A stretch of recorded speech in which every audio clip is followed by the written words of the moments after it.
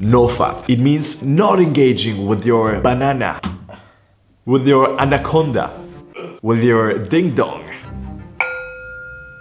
for a long time. Apparently, a couple nights of NoFap made someone go completely insane. So I tried it for 100 days alongside working out and cold showers every single day. I wanted to get into the best shape of my life ever, mentally, emotionally, and physically, because I really needed it. After one magical year together, my longest term girlfriend broke up with me. I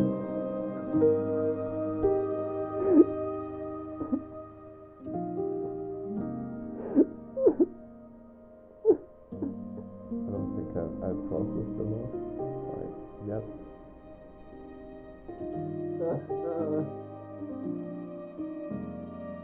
After several months of feeling sorry for myself, I finally decided to take action. So these are the rules. You cannot fap, but having sex is allowed. You must do some sort of physical training every single day. On top of it, with no exceptions, you must take a cold shower every day. This is what my physique looks like right now, and I currently weigh 162 pounds. So without any further ado, let's begin with the challenge. The first thing that I really wanted to practice is obviously NoFap, which has not happened today. Second thing is practicing working out, and as you can see from my tank top, I just went to a gym. And lastly, we have cold showers. I'm really not a big cold shower person, okay? I don't really like that. I usually try to put the handle of the shower to like slightly warmer than room temperature. Here we go, day one.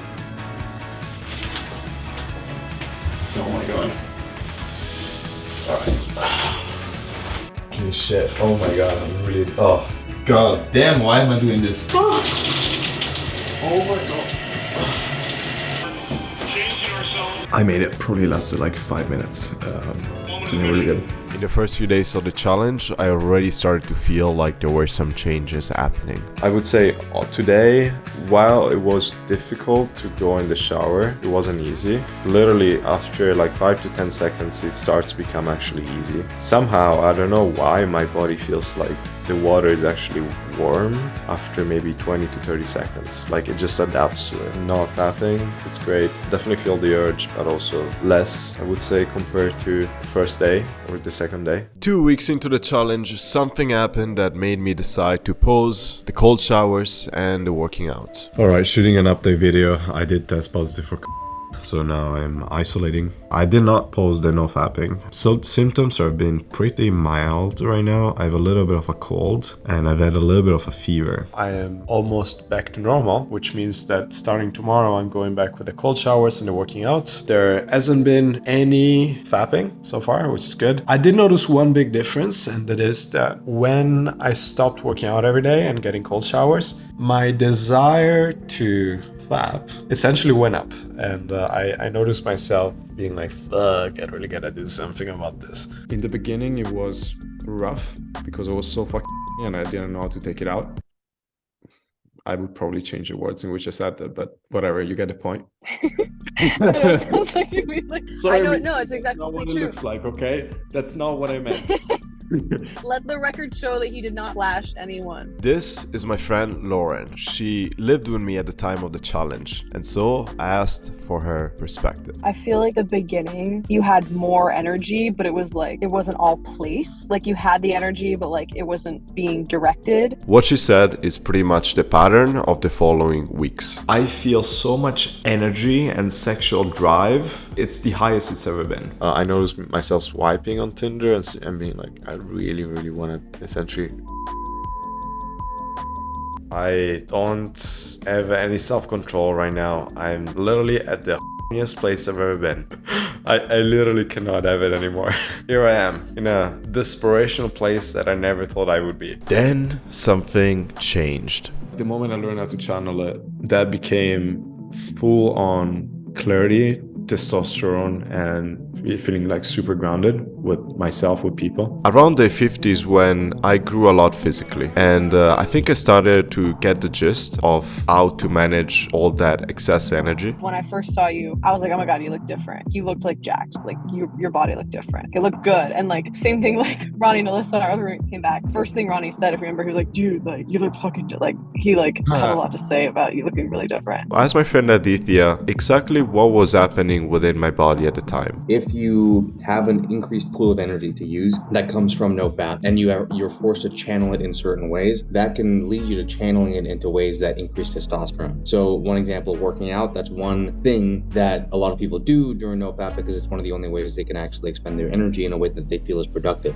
It creates like this positive feedback loop in a sense, because NoFap increases energy, that goes ahead and increases your desire to work out, your drive to work out. That then goes ahead and increases your energy even further, so it goes into this positive cycle. Although I'd finally learned how to manage all the excess energy, there were many days when doing the challenge absolutely sucked. It's about 10:45 p.m. and I haven't worked out yet and I haven't showered yet, and so I gotta speed it up. The thing is, I'm so tired right now. I literally feel my eyelids going down, and the prospect of working out right now is really tough.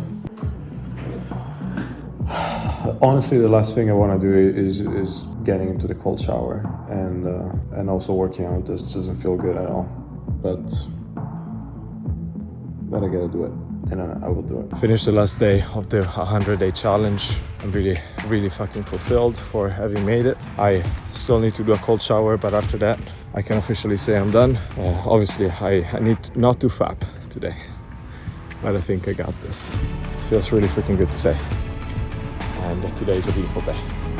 I asked my friend Aditya if he saw any changes within me when we met at the end of the 100-day challenge. So we saw each other last August. Between when I saw you at that time and when I saw you last, which is a few months before that, a lot of the behaviors you had were indicative of higher testosterone. So a lot of these were like, basically your body language was more straight up and more relaxed at the same time. You weren't overcompensating, but you were basically, your presence was felt in a room. Your eye contact was deeper. Your voice was a lot deeper. You were significantly more muscular than you were the last time I saw you. And all those behaviors are indicative of higher testosterone. I know this because like I work with people on their testosterone, so I can see the change in their mannerisms before and after. And so it's very clear to me that you had been doing something to increase your testosterone, because the behaviors were there and they weren't there before. As the challenge ended, it became clear to me that a significant change had happened within me. I spent a significant amount of time being borderline depressed, being sluggish or like passive or unmotivated, and I never like shared it. Do you think the two are related, that you came out of it as 100%. you went through that? It's like, Oh no fucking way. it's like the difference between going from like really low testosterone to high amounts. It's literally like night and day. In case you're curious regarding my ability to lift weights from the beginning of the challenge all the way till the end of the challenge, this is an in-depth overview of all the exercises I did and exactly how much weight I managed to lift. If you like this challenge and you actually want to take it on yourself, but you feel like you need a little bit more discipline and a little bit more clarity on your side in order to do so, I highly recommend that you watch this other video I made about Naval's meditation. So check it out right here.